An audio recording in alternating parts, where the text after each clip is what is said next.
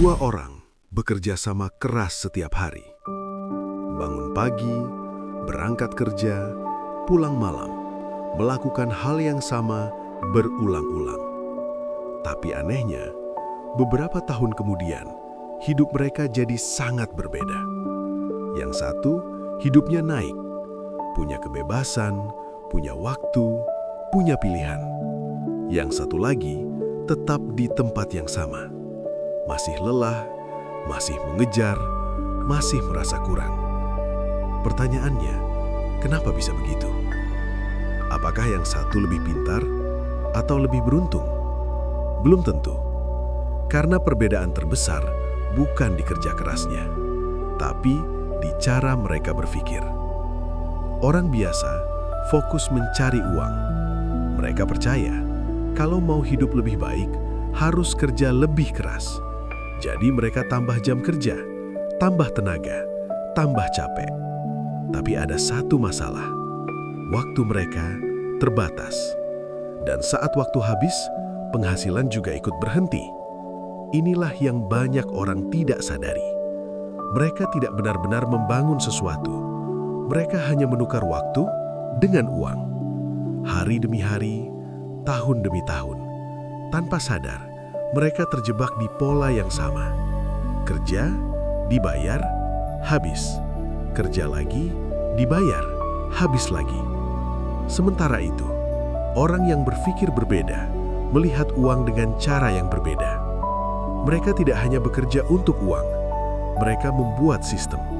Mereka membangun aset, sesuatu yang tetap menghasilkan, bahkan saat mereka tidak bekerja. Mereka mungkin tetap kerja keras, bahkan sangat keras di awal. Tapi fokus mereka berbeda. Bukan hanya menghasilkan uang hari ini, tapi menciptakan sesuatu yang terus menghasilkan di masa depan. Dan disinilah semuanya mulai berubah. Awalnya mungkin tidak terlihat jauh berbeda. Sama-sama mulai dari nol, sama-sama berjuang. Tapi 1 tahun, 2 tahun, 5 tahun berlalu, perbedaannya mulai terasa. Yang satu masih harus hadir setiap hari untuk mendapatkan uang. Yang satu lagi sudah punya sesuatu yang bekerja untuknya.